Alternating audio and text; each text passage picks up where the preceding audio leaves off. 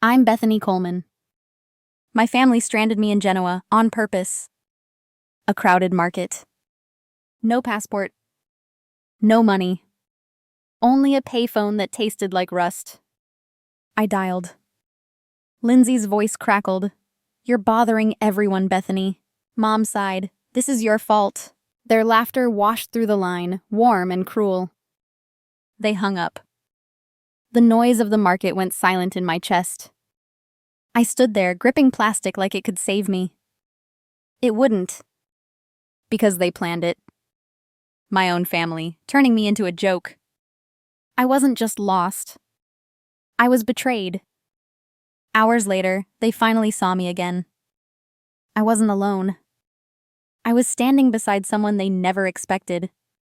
Dad's jaw dropped. Then he shouted one sentence that changed everything. Have you ever lived through this? Tell me in the comments. Stay, because what he yelled lit the match that burned it all. Growing up in Queens felt like living in a house that didn't want me. Every corner echoed with comparisons. Every meal turned into a reminder that I was never enough. Lindsay, my older sister, was 5 years older and 5 worlds away. She was polished, perfect, the golden child with a practiced smile.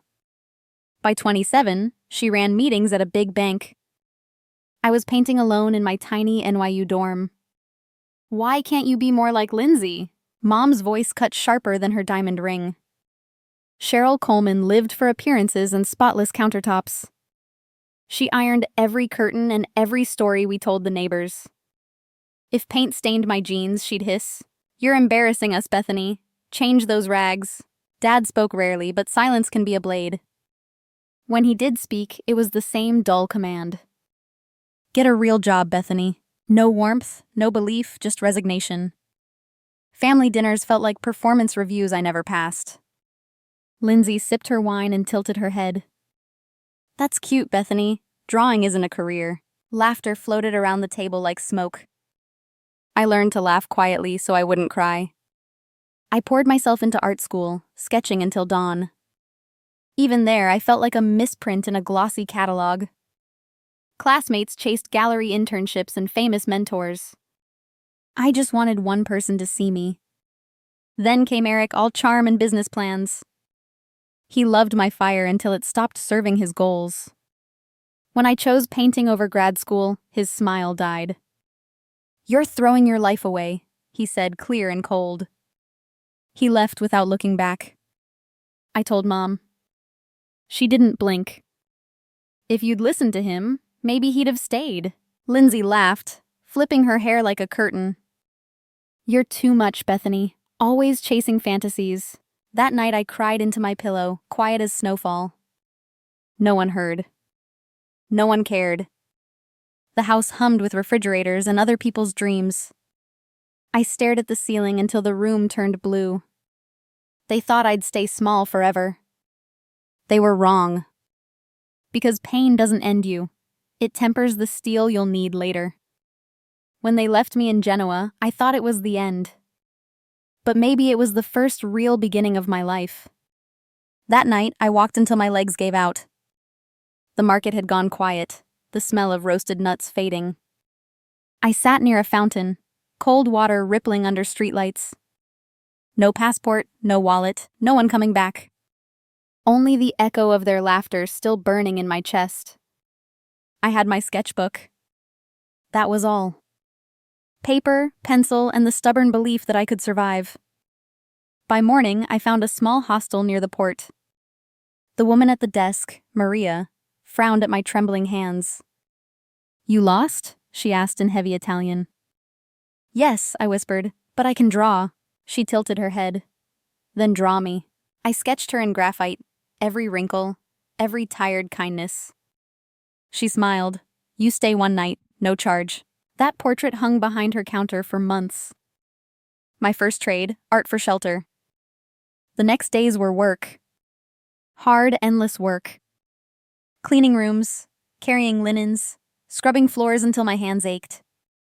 Maria paid me a few euros a day, and I used them to buy bread, soap, and paper. At night, I'd sit by the docks sketching strangers, Tourists, vendors, fishermen with tired eyes. Some smiled and tossed coins into my case. Some didn't even look. Every coin mattered. Every sketch was proof I was still alive. I ignored Lindsay's messages when they came. Voicemails.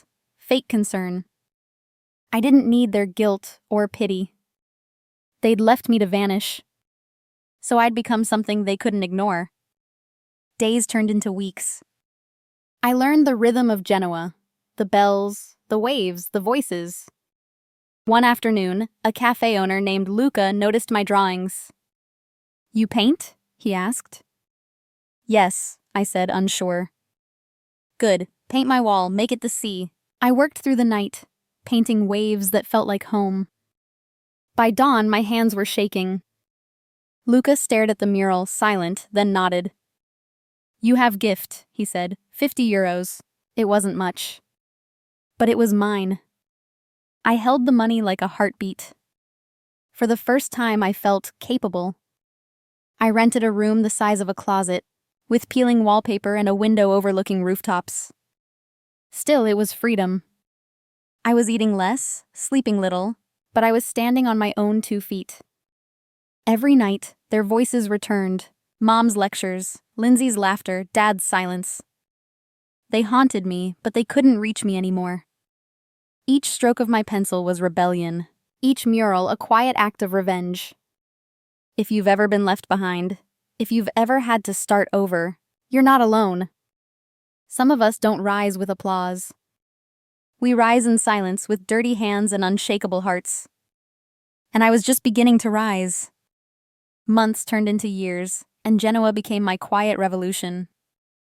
I painted in cafes, on stairways, under sunlit arches. People began to recognize me, the American girl with paint-stained hands. One afternoon, while sketching near the harbor, I met Tyler Reed. He was a street artist from Chicago, confident and messy in the best way. "Nice lines," he said, glancing at my sketchbook. I smiled shyly. "Yours aren't bad either." He laughed, a sound that didn't sting. Tyler painted bold murals that seemed to breathe. When I showed him my sketches, he didn't mock or dismiss. "You've got talent," he said, "but you're scared to use it." No one had ever said that to me, not kindly. We started painting side by side, 2 outsiders carving color into stone walls. He introduced me to other artists, helped me find my first real clients. For the first time, my art paid the rent. Luca's cafe mural led to another job, then another. Tourists began buying my prints. Locals asked for portraits. My name whispered through the art fairs. Then came the invitation that changed everything. A curator named Elena approached me at a festival. She'd seen my sketches and wanted them in her gallery. "Your work feels honest," she said. "We need that." When the night of the exhibit arrived, I stood in a white-walled gallery, my drawings of Genoa glowing under soft lights. Tyler squeezed my hand. "You made it." People stopped, stared, whispered my name. By the end of the night, 3 pieces had sold. A critic called my art raw and defiant. For the first time, I believed him. 5 years later, I was back in New York for my first solo show. The gallery buzzed with collectors, journalists, old classmates. Tyler stood beside me, partner, anchor, proof. Then I saw them. Lindsay, Cheryl, Gary. My family. Their faces were polite masks, stretched too tight. "Bethany," Mom gushed, eyes darting to the sold signs. "We're so proud of you." Lindsay leaned in, her voice syrup-sweet. "We always knew you'd make it." I almost laughed. They'd left me stranded in a foreign country, and now they wanted in on my success. Dad's voice broke the air. "You should have told us about the show," he said. His tone was flat, but his eyes scanned every price tag. I looked at them, perfect clothes, practiced smiles, and realized they weren't here for me.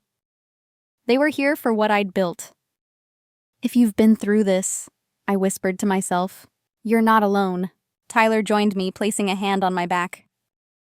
"They don't deserve your story," he said softly. He was right. Because family doesn't always come to celebrate. Sometimes they come to collect. And the moment my father recognized who stood beside me, everything exploded. Dad's jaw tightened when he saw Tyler standing beside me. At first, he just stared, as if trying to place a memory. Then his face drained of color. "You," he said, voice cracking. "You're Tyler Reed." People turned. The room hushed. "Yes, sir," Tyler answered calmly. "We've met?" Dad's lips curled. "You're that street artist, the one who defaced that luxury building years ago." His voice boomed, echoing across the gallery. Whispers rippled through the crowd. Cheryl's fake smile faltered. Lindsay looked mortified. Tyler didn't flinch. "That was a mural," he said evenly. "Now it's worth $500,000. A collector nearby chuckled softly. Dad glared at me. "This is what you've become? Running around with vandals instead of your family?" Something inside me broke and mended in the same breath. I stepped forward, my voice steady. "You left me in a foreign country. You laughed while I begged." Gasps filled the room. Mom's eyes widened. "Bethany, please." "No," I said louder now. "You stranded me because you thought I was worthless. Because art didn't fit your idea of success." Lindsay's face hardened. "We made a mistake," she said through clenched teeth. "You're twisting things." I laughed, soft, bitter. "I learned to twist things into beauty. That's what artists do." They shifted, uncomfortable under the eyes of strangers. I walked toward one of my paintings, a stormy seascape titled "The Market at Noon." It was the same Genoa market where they'd abandoned me. "I donated every euro from this piece," I said, "to an Italian art school that gives scholarships to stranded students." The crowd murmured, impressed. Dad's eyes blazed. "You're throwing away your money!" I turned, meeting his rage with calm. "No," I said, "I'm investing it in the people I once was." For a moment, silence stretched like glass. Then applause, quiet at first, then swelling around us. Cheryl's face crumpled. Lindsay looked like she wanted to disappear. Dad muttered, "You'll regret this," and stormed out. I stood there, heart pounding, not with fear, but release. Tyler took my hand. "You did it," he whispered. I smiled. "No," I said softly. I finally stopped trying to. Reporters approached. Flashbulbs lit the room. I wasn't invisible anymore. If you've ever had to stand up to your family, I see you. You're stronger than their silence. Because sometimes justice doesn't shout. It simply paints the truth for everyone to see. And the truth had finally set me free. After that night, everything changed. The gallery's lights faded, but something brighter stayed inside me. For years, I'd painted to prove them wrong. Now I painted because I finally believed in myself. Lindsay tried reaching out, blaming me for her lost reputation. Her messages dripped with bitterness and regret. Mom sent long emails full of guilt and excuses. Dad left one short text, "You owe us an apology." I laughed. The old me would have replied. The new me just blocked the number. Tyler and I built something real, a life rooted in art and freedom. We opened a small studio in Genoa, teaching local kids who couldn't afford art school. Their laughter filled the same streets where I'd once cried alone. That sound healed parts of me no apology ever could. Every stroke of paint became a scar turned into light. My exhibitions spread to Paris, Berlin, Tokyo. People saw beauty in my pain. But more importantly, I did too. Standing in my studio one morning, sunlight spilling across unfinished canvases, I realized I'd stopped painting for approval. I was painting for peace. If you've ever had to walk away from toxic family, know this: you didn't lose them. You found yourself. Family isn't blood. It's who shows up when the world disappears. It's the people who hold your hand when no one else will. That's what I found in Genoa. That's what art gave back to me. So tell me, have you ever had to rebuild yourself from ashes? What did it teach you? Drop your story in the comments. I read everyone. And if you want more stories of redemption and strength, hit subscribe, stay. Because the next story might remind you you're not alone.